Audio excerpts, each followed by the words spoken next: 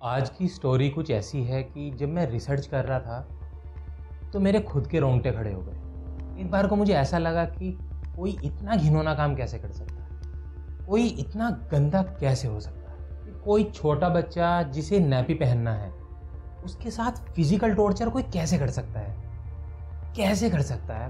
बस हम सभी के घर में बच्चे हैं, आपके भी घर में होंगे, अगर आपके घर में नहीं है तो किसी दोस्त या फिर रिलेटिव के घर में होंगे।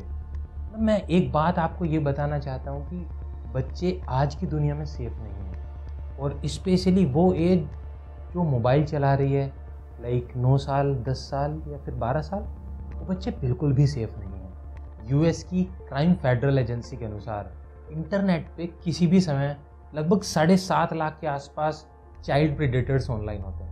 ये जो चाइल्ड प्रेडेटर्स हैं ये वो लोग हैं जो आपके बच्चों पर गंदी निगाहें रखते हैं, या फिर यूँ कहूँ तो आपके बच्चों की वीडियोस लेने के लिए ये एकदम तत्पर रहते हैं। मेरी आपसे एक रिक्वेस्ट है कि अगर आपका दिल कमज़ोर है तो आप इस वीडियो को यहीं पर पॉज कर दो, क्योंकि इस वीडियो में कुछ ऐसा है जो आपके भी रोंगटे खड़े कर देगा।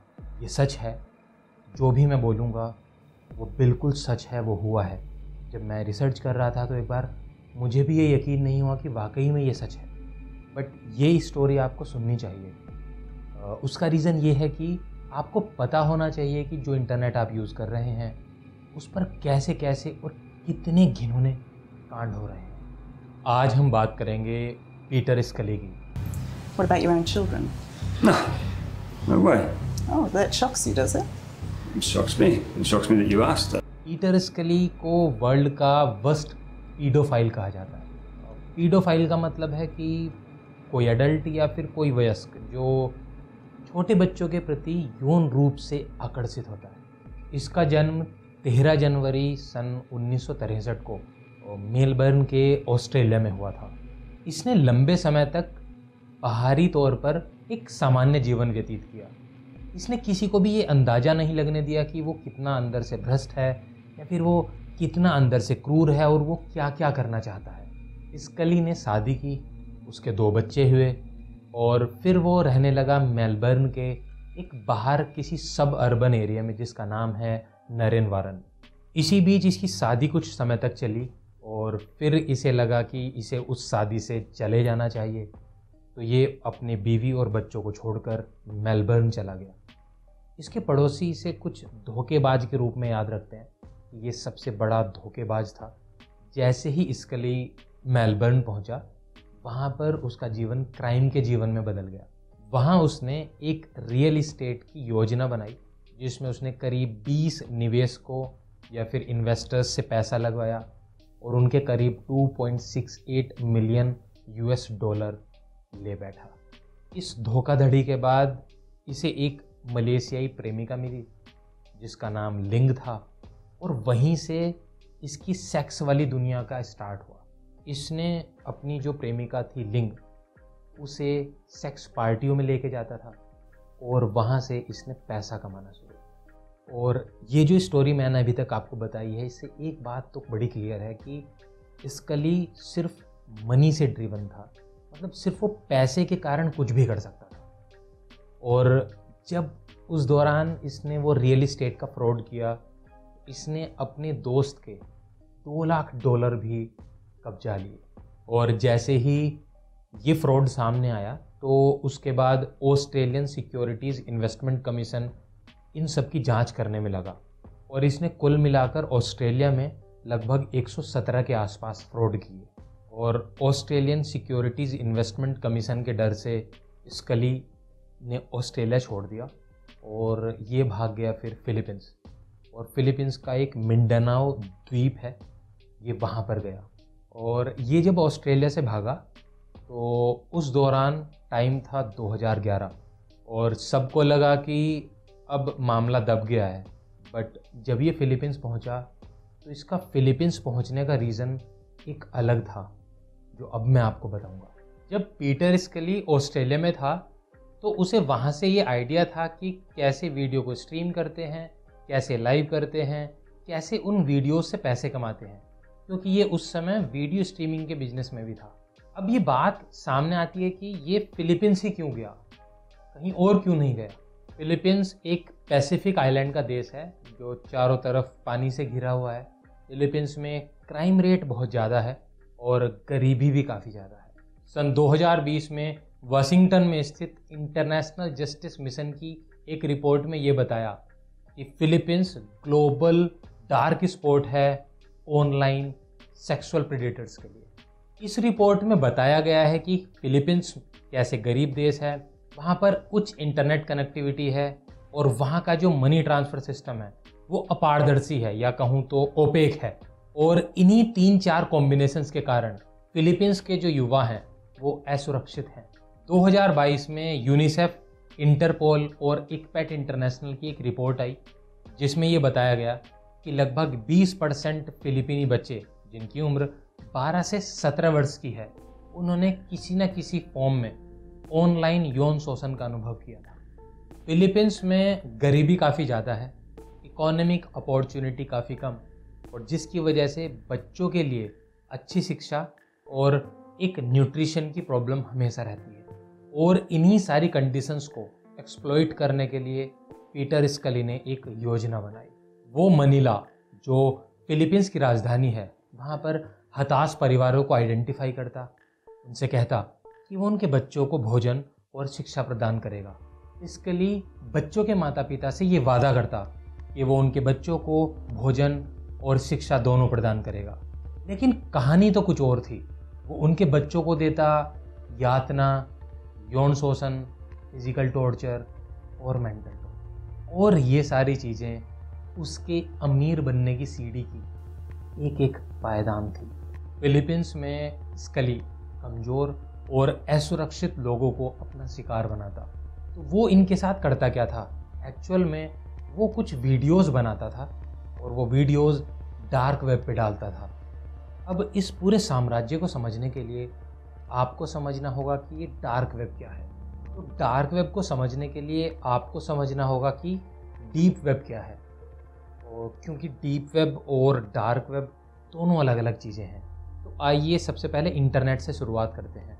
इंटरनेट जिस पर आप मुझे अभी देख रहे हैं, जिस पे आप अपना ब्राउज सर्व करते हैं या फिर मोबाइल से इंटरनेट चलाते हैं, इसे हम कहते हैं सरफेस वेब।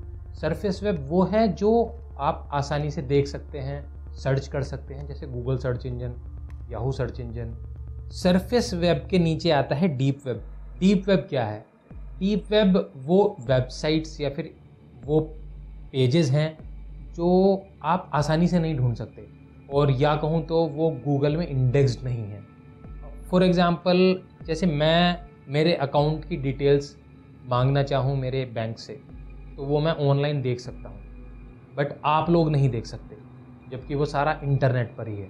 तो ये सारा होता है डीप वेब, जो गूगल में इंडेक्स नहीं है। डीप वेब के नीचे आता है dark web. Dark web internet का वो हिस्सा है जिसे आप आसानी से एक्सेस नहीं कर सकते। मतलब आप अपने नॉर्मल जो ब्राउज़र्स हैं जैसे गूगल, याहू या माइक्रोसॉफ्ट, आप इनसे उसे एक्सेस नहीं कर सकते, या यूँ कहूँ तो ये पूरी तरीके से गुमनाम है। तो ये डार्क वेब कैसे एक्सेस होता है? डार्क वेब एक्सेस किया जाता है किसी एक नए तरीके के वेब ब्राउज़र से जिसका नाम है TOR या फिर द ओनियन राउटर। ये इतना गुमनाम है कि इसके पूरे नेटवर्क में अगर कोई मैसेज एक पॉइंट से दूसरे पॉइंट तक जाता है, अगर कोई पर्सन उसे डिकोड करना चाहे तो ये लगभग नामुमकिन है। और इसीलिए इसका यूज़ साइबर अपराधी या फिर यूँ कहूँ तो गवर्नमेंट्स भी करती हैं, क्योंकि इसमें जो नेटवर्क होता है वो अनियन की तरह होता है। जैसे अनियन की लेयर बाय लेयर होती है, तो काफ़ी सारी लेयर्स के बीच में आपकी इन्फॉर्मेशन जाती है, और अगर कोई इसे एक्सेस करना चाहे तो ये लगभग नामुमकिन है, क्योंकि आपको वो लेयर्स, सारी लेयर्स आपको डिकोड करनी होती है, क्योंकि इसमें सीक्रेसी बहुत है। या यूँ कहूँ तो खरीदना और बेचना दोनों लोग अपना नाम गुमनाम रख सकते हैं, और इसीलिए वहाँ पर क्राइम्स, क्रिमिनल्स, टेररिज्म, मौत, इस तरीके के खेल बहुत आसानी से देखने के लिए मिलते हैं। उदाहरण के लिए, एक बार डार्क वेब पर अमेरिका की एक इंश्योरेंस कंपनी के 10 मिलियन डेटा सेल हुए।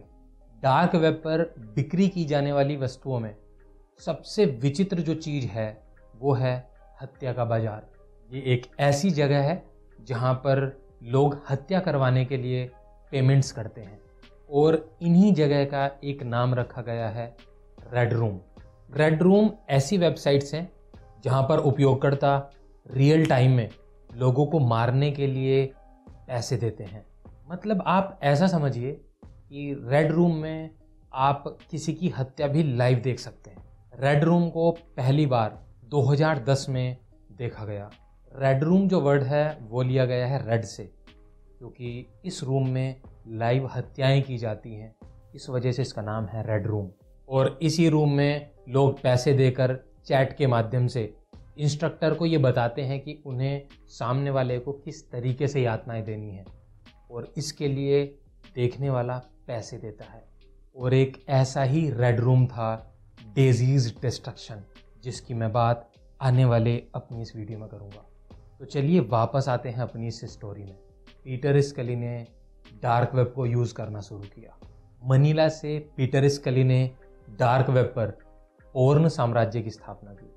वहाँ पर उसने चाइल्ड पोर्न और पोर्न टॉर्चर नामक एक अलग तरीके की दुनिया विकसित की। पीटर स्कली ने बच्चों के साथ यौन दुर्व्यवहार या कहूँ तो सेक्स अब्यूज़ और अत्याचार के वीडियोज़ के आधार पर एक इंटरनेशनल पीडोफाइल गिरोह विकसित करना शुरू किया। और ये इसमें करता क्या था, बेसिकली यौन दुर्व्यवहार या फिर बच्चों पर सेक्स अत्याचार करता था, उनकी वीडियोज़ बनाता था और वो वीडियोज़ ये डार्क वेब पर लाइव करता था। ये लाइव मतलब लाइव स्ट्रीमिंग होती थी और उनके बदले में ये देखने वालों से पेमेंट लेता था। पेमेंट इतना ज़्यादा था, कहूँ तो $10,000 पर व्यू और इंडियन करेंसी में 8 लाख रुपए सिर्फ एक बार देखने की। स्कली के 3 बड़े केस सामने आए, जिसमें 3 लड़कियां थी। एक लड़की का नाम था लीजा, जिसकी उम्र थी 12 साल। एक का नाम था सिंडी, जिसकी उम्र थी 11 साल। Do you know that yesterday police dug up Cindy's bones, that she was buried in the house that they lived in? और एक लड़की का नाम था डेजी, जिसकी उम्र थी मात्र 18 महीने। जब स्कली फिलीपींस में ये सब कर रहा था तो वहाँ पर उसका साथ देने के लिए 2 गर्लफ्रेंड थी उसकी। एक का नाम था मॉर्गोलो और दूसरे का नाम था एल्वारेस। Did you want to help the children at the time, Angelo? I wasn't around when he did this. I wasn't around at all. और इन दोनों की उम्र भी मात्र 19 साल और 18 साल थी। अगर मैं पीटर की उम्र की बात करूं तो इसकी उम्र उस समय 52 साल थी। अपनी गर्लफ्रेंड्स को पीटर ने एक सेक्स रैकेट से उठाया था, जिसमें मार्गोलो प्रमुख है। स्कली इनसे जो चाहता ये वही काम करती। इनका मेन काम था स्कली को बच्चे सप्लाई करना। और एक इंटरव्यू में मार्गोलो ने बताया कि स्कली को मात्र 9 से 12 साल के बच्चे चाहिए होते थे। स्कली ने बच्चों को जो यातनाएं या प्रताड़नाएं दी, मतलब ऐसा कहूँ तो जो उनका यौन शोषण किया, उस पर इसने एक सीरीज़ बनाई जिसका नाम था डेजी डिस्ट्रक्शन, जो मैंने अभी थोड़ी देर पहले आपको बताया था। इस पूरी वीडियो श्रृंखला में ये दिखाया गया है कि कैसे इसने डेजी, जो मात्र 18 महीने की बच्ची थी, उसके साथ कैसे लाइव रेप किया, उसके प्राइवेट पार्ट्स को कैसे फिजिकल टॉर्चर किया, उस पर कैसे मोम डाला, ये सब इसने लाइव में दिखाया।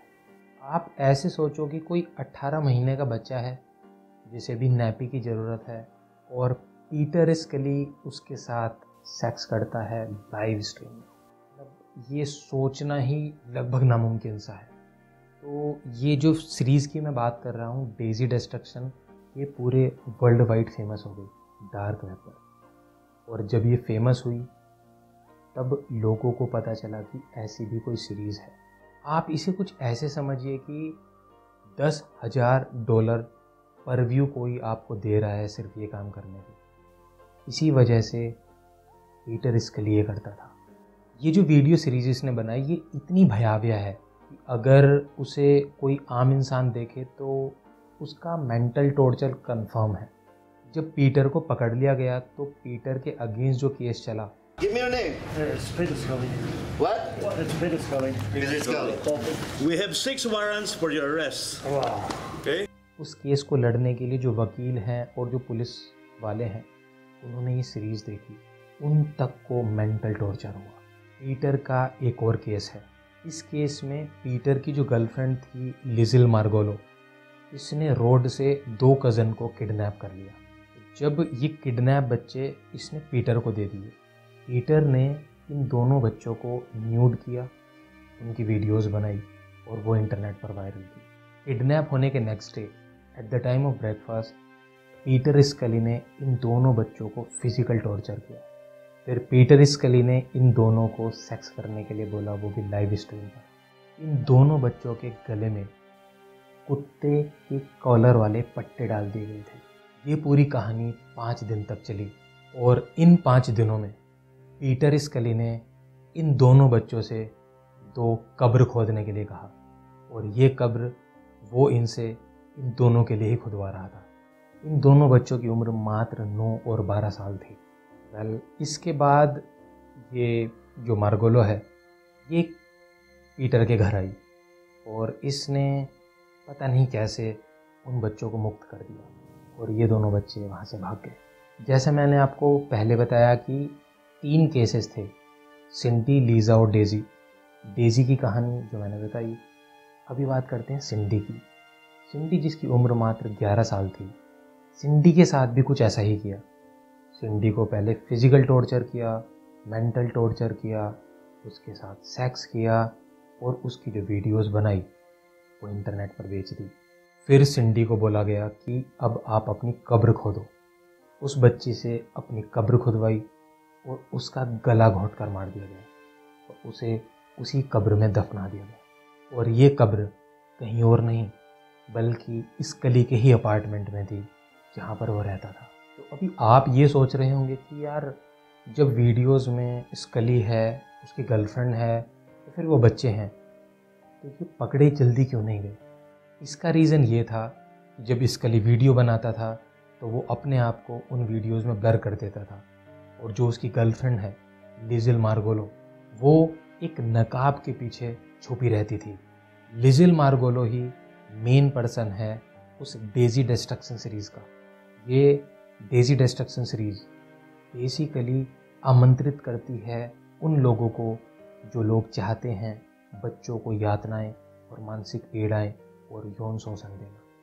जो ये डेज़ी डिस्ट्रक्शन सीरीज़ इसने बनाई, ये साइकोलॉजिकली इतनी अट्रैक्टिव कहूँ या कहूँ तो साइकोलॉजिकली इतनी इम्पैक्ट डालने वाली थी कि ये दर्शकों को ये आमंत्रित करती थी कि वो देख सकें कि डेज़ी की मानसिक बर्बादी कैसे हो रही है। तो इस पूरी वीडियो में जैसे मैंने बताया कि मार्गोलो एक नकाब के पीछे है और पीटर स्कली ने अपने आप को ब्लर किया है, तो ये दोनों इसी सीरीज़ के ज़रिए पकड़े गए। अब हुआ क्या कि पीटर स्कली का जो एक्सेंट था वो कुछ डच वाला था और डच एक्सेंट होने की वजह से नीदरलैंड में डच पुलिस वालों ने इस वीडियो को पकड़ा। अब उन्होंने तहकीकात करना शुरू किया, कहाँ नीदरलैंड में ऐसा कांड हो रहा है। जब नीदरलैंड में तलाशी ली गई तो पता चला कि ये वीडियो नीदरलैंड का नहीं है, ये कहीं और का है। फिर इंटरनेशनल तलाशी अभियान शुरू हुआ। ऑस्ट्रेलिया, डच और फिलीपींस की जो पुलिस है उसके क्लोज वर्किंग की वजह से 20 फरवरी सन 2015 को पीटर को पकड़ लिया गया। पीटर स्कली के खिलाफ 6 वारंट थे। इसे फिलीपींस के शहर मैबले से गिरफ्तार किया गया। स्कली को कुल 75 आरोपों का सामना करना पड़ा है। इस पूरे गिरोह में कुछ वीडियोग्राफर्स भी थे जो अलग अलग देश से थे, जैसे जर्मनी का क्रिश्चियन रूस और फिलीपींस का अलेक्जेंडर और भी काफ़ी सारे। 13 जून 2018 को स्कली और उसकी गर्लफ्रेंड को आजीवन कारावास की सज़ा सुनाई गई है। इन्हें जो कारावास मिला है वो मिला है 129 ईयर्स का। इस वीडियो के माध्यम से मैं आपको ये बताना चाहता हूँ कि आप सेफ़ रहें, अपने बच्चों को सेफ़ रखें और जितना हो सके इन पोर्न और चाइल्ड पोर्न से दूर रहें। और इसी तरह की इन्वेस्टिगेटिव वीडियोस के लिए आप हमारा चैनल सब्सक्राइब